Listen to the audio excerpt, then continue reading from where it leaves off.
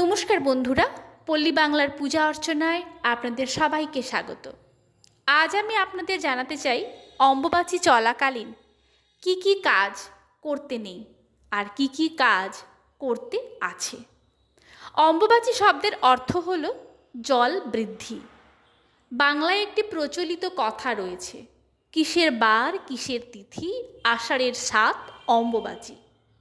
অম্বুবাচীর ৩ দিন কিছু কিছু নিয়ম পালন করতে হয়, যেগুলো পালন করলে শুভ ফল পাওয়া যায়।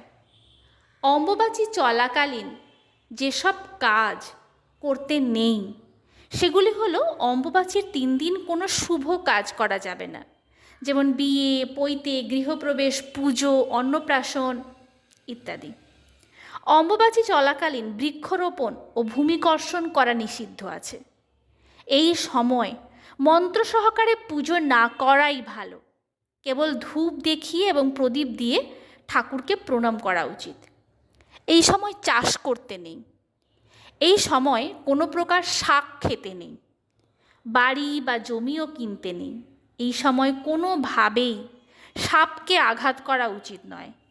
বিশেষ কোনো প্রয়োজন ছাড়া কোথাও যাওয়াও উচিত নয়। এই সব কাজ অম্বুবাচী চলাকালীন করা উচিত নয়। যেসব কাজ অম্বুবাচী চলাকালীন করা উচিত সেগুলি হলো, অম্বুবাচী চলাকালীন যত বেশি সম্ভব ইষ্টমন্ত্র জপ করতে হয়। অম্বুবাচী চলাকালীন বাড়িতে যেসব দেবীর পুজো হয় সেই সব মূর্তি বা ছবি লাল কাপড় দিয়ে ঢেকে রাখতে হয়।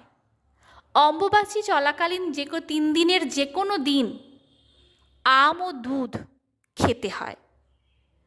অম্বুবাচী চলাকালীন এইসব কাজ করলে শুভ ফল পাওয়া যায়।